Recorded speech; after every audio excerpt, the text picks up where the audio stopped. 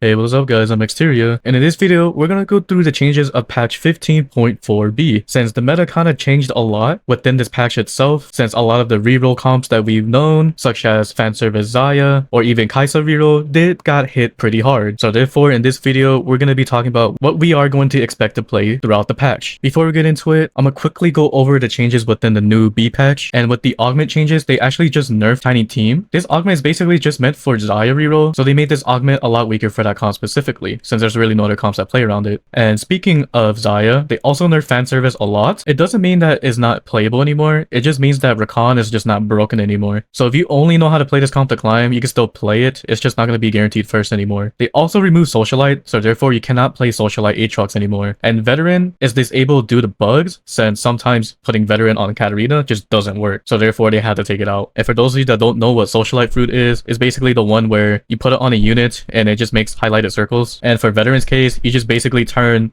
either Kalista, Katarina, or Xayah into a mentor unit. Now onto the reroll changes, which is the 2-cost meta from patch 15.4. They nerfed Jin's 4th shot, which is honestly not a big issue. He's still actually a really good unit no matter what. And same with Kai'Sa, they just made it to where it's not guaranteed first anymore, so she is still playable, it's just a little bit weaker. For Rakan's case, he's actually killable now, because it's actually very frustrating that he just doesn't die due to because the amount of AP he has. So therefore, they have to nerf it. Doesn't mean that it is not playable anymore. It just means that he's just not a god anymore, and now you're able to slay him. And Malzahar's case, there is no Shadow Clone fruit anymore, which is the fruit where you have a +1 unit, so you have 2 Malzahars on the board instead. They took this one out because it's just too broken. And Malzahar's damage overall got nerfed, so therefore, if you've been spamming a lot of heavyweight Malzahar, I would suggest to not play it anymore. Unless you're playing for a Darius carry, that is okay, and make Malzahar the secondary carry. They buffed Ashe a little bit, but I don't know why they did, since she was still very good last patch. The only issue was she was just getting outshined by the reroll comps. And they also buffed Karma, so therefore we're going to be talking about a lot of different types of Karma comps in this video soon. And they also buffed Leona, so therefore, playing 6 Bastion is actually really worth it now, which we're going to discuss later. And they also did some things with like some bugs fixes, which I don't really care about, but here it is. Now, finally getting into the comps, the first one I'm going to be talking about here is the Hero Augment Mundo. Honestly, if you see this augment, you should just take it always. This comp is actually super powerful in the current meta. I've actually always seen it top 4 because it does lots of damage since they buffed it last patch, or I think this patch, either one. Essentially, to play this comp is you want a 3-star Mundo and 3-star Vi, and the main items you want to look for is Gwynsu's Rage Blade on Mundo, and whatever sword items you can find. And for Vi's case, all you need is just Even Shroud and whatever you can build. It doesn't really matter after that. The whole board is just 6 Juggernauts and as much Luchadors as you can.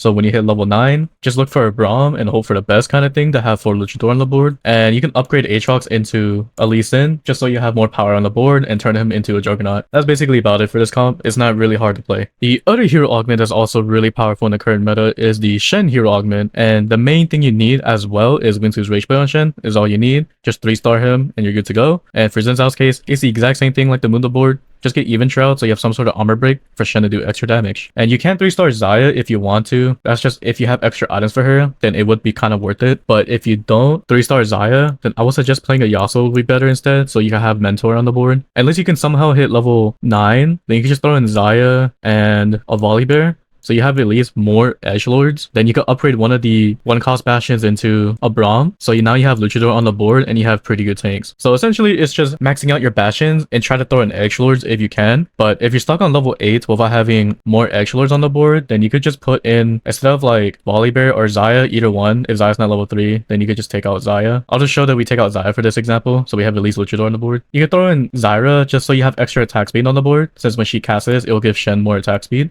And this is technically the plant. I don't know why it shows on this website like this. But yeah, you can just mix and match with certain things. It's just max out Bastion and throw in whatever you can. Another powerful hero augment in the current meta would be Zac hero augment. And essentially your items is Edge and Knight with Jewel Gauntlet. Then you can build whatever as your 3rd item. The reason why you need Edge and Knight is because you don't want him to die as easy, because he jumps into the backline and he gets targeted sometimes. So therefore having Edge and Knight makes his survivability a lot longer. And the main reason why you don't build lifesteal is because 6 Wraith heals him a lot. So therefore you don't really need lifesteal when that zap from the 6 Wraith just give him back almost full HP. And this is the max cap version. I know most of you guys are going to be wondering how to play the early game, and this is basically it, where you play 4 heavyweights with a KO. The thing here is if you get KO 3 instead, then you want to use, instead of this Darius, which is an upgrade from Aatrox, and same with Kabuko, you can just play Aatrox with Udyr instead. Since Udyr is also a mentor to Kabuko, you have to choose one or the other. And you also get Duelist with Udyr with KO. So this is the case of if you're playing for level 3 KO and Zac, you can play this version as well, since Aatrox gives both synergies to Zac and Udyr. But if you don't have KO 3, then you just play the Darius with Kabuko instead.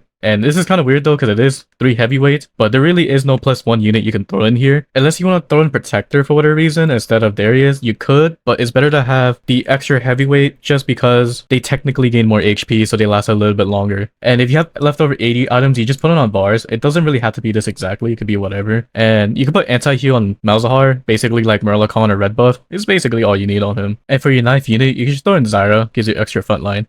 Yes, you don't have Protector or Cassante, but it's fine, just because Cassante is already OP enough already. Unless you really want to throw in Protector, feel free to do so. You can just throw in like a Nico or something if you really want to, and trade out Darius for Poppy just so you have more synergies here. Or better yet, you could just play 4 heavyweights at level 9 as well. This is also really great for Zac, so he could do extra damage than he already does. This next comp, there's 2 different versions of it. Technically it's Karma. You can play this style, 7 Mech. I would suggest to play this board if you can find an early Yone. Therefore, you can just power spike very hard. So as you're rolling down from playing this board, which is Sorcerer Karma, because Sorcerer Karma is actually pretty strong again since they did buff her a little bit, and the meta shifted a little bit to the point where she's actually useful now. But yeah, if you find a Yone when you're rolling down level 8, then you can just pivot into 7 Mech instead, just because it has more power than it does with 6 Sorc Karma. So either one is fine, whichever playstyle you want to do. Essentially, you just need some sort of mana item like either Shojin or blue buff. Either one is fine. It doesn't really matter which item you get on her, as long as she can cast faster. And for the Mech's case, you do want Voice Staff because there's really no other good holder for Voice Staff, and you're only playing 2 Sorc with the Mech version. So therefore, having the Voice Staff is actually better than having full damage Karma with Jewel Gauntlet and Strikers. Says you have a lot of damage already from Sorc. Putting more damage on top of that is better with Sorc. So that's just a concept on how you build the Karmas. And either tank is fine for both boards. You can play either J4 tank, or you can play, for Sorc's case, it's Swain tank. But in Mech's case is always going to be J4 tank, and leftover 80 items on Yone. You could throw in Volibear if you want to for the 7 Mech version, or you can throw in Lee Sin. It doesn't really matter, it's just a good +1, or Zyra, either one's fine. And Rise for both boards is actually very powerful just due to because you get Strategist with J4, which allows your backline to also have a little bit extra damage. And for Sorc's case, you want to frontline Rise just so you have extra frontline. He's technically useless just because he does no damage, so it's better for him to be a frontline for 6 Sorc. But for the 7 Mech version, you can just put him backline, it's fine. And the thing about playing 7 Mech, you kind of want to play for the Mech fruit. So you position your Senna and your Lucian behind the Mech, and the fruit you get on them is Mech Pilot, because this makes it to where the Mech itself gains synergies. So you want the Mech to eat the Lucian, so it becomes a Sorc, and the Senna, so it can also become an Executioner, so therefore it has extra damage on his ability. So that's the reason why you want to play like this. Or if you really don't care, then you could just play for fruiting your Yone and fruit your Karma. Either one is fine. The next comp we're going to talk about here is the Smolder comp, and surprisingly is actually pretty good. You can play whatever frontline you want, it doesn't matter. You can play either the heavyweights version, or you can play the Juggernaut version, or you can play the Bastion version, or even the Protector version. It doesn't really matter. Just have really strong early game and play 6 of that trait for your frontline and try to build towards Smolder. That's basically about it. Most of the time you want to play this unless you have an early Smolder, so this kind of indicates you want to force this comp. If you don't get Smolder before stage 3 starts, then I would suggest to not play it. But if you start with Smolder, this would be a really good comp to play. And Smolder items could be whatever.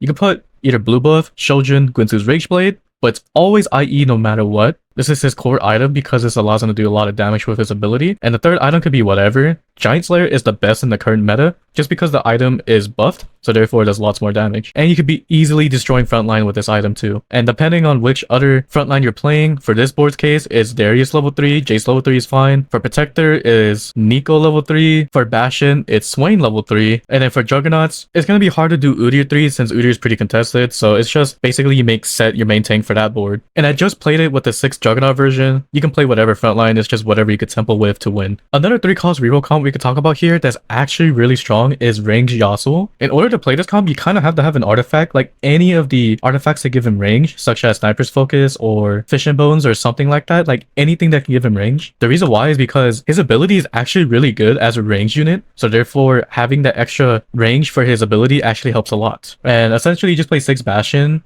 and just 3-star Swain as your main tank and Yasuo. All he needs is just IE and then whatever you can build. If you cannot get a ranged artifact item, technically you can play Edge Knight and this will be okay as well. but it's better to play him from a range perspective than it is a close range perspective. Then over time, you could just throw in more edgelord units. So when you hit level 8, you can just throw in Volibear, just so you have extra edgelord. Then when you hit level 9, then you can just throw in Samira, just because your front line's kind of cluttered. So having that extra backline helps a lot to power up Yasuo even more. Or if you want to, you could just put in like a +1 5 cost unit, like say for example, TF or Zyra. Either one's fine at level 8. It's just as long as you can just power your board after you 3-star Swain and Yasuo. Then hit level 8, throw in whatever. Speaking of 6 Bastions, this board allows you to play for fast 9 boards as well. So therefore, if you want to play the regular fast 9 Varus board, it's a lot weaker now compared to this one because you have a lot of frontline that doesn't really need items since 6 Bastion gives them enough stats to make your backline last a lot longer. And for me personally, I always play with Volibear no matter what because you get Extra with Shen and you could potentially get you upgrade from Garen into a Braum. So therefore, now you have Luchador on the board, and you just make Leona into your main tank. Just put whatever main tank items you can on her. And Volibear, his best items is basically Edge Ignite and whatever you can put on him. It doesn't really matter. This board itself is not strong enough to make you win the game. If you want to win, you kind of do have to hit Fast 9 and look for legendaries. And from here, because we have 7 units in, you can look for a +1 unit. For example, you can throw in Samira and have her hold Varus items. Yes, it's 3 Edgelord, but who cares? This board should make you strong enough to maybe potentially hit 9, or you can look for a different unit. If you have AP items, for example, then you can throw in a Karma instead. So now we get Sorc because we also have Swain, or you could throw in a Jinx and just have her hold Varus items until you can hit 9, and then you throw in Varus. To power up the board even more, then you just transfer the items from Jinx to Varus. So there's a lot of potential here that you can play. If you don't want to play Varus carry, you can also play TF with Zyra as the other backline unit, and this board is great as well. So basically just mix and matching with the 7 units you see in front and just whatever backline you can find. Now we're gonna go through other comps that is technically strong, and there's no need for me to like fully talk about them in depth just because they're pretty easy to play. This one is like the Viego board is actually pretty good as well. If you have the artifact with Send, then you should play Viego reroll, or you could play 8 Soul Fighter with Samira and set carry. Either one's fine. Another comp that's also pretty good still is the Malphite board. So if you want to play Malphite reroll into Jhin, it's still good to play. Or you could technically play Jhin with Mundo. Either one is fine if you want to play Full Juggernaut instead. Star Guardians is really good as well. If you have the artifact Ludens, then you should play for RE3 instead.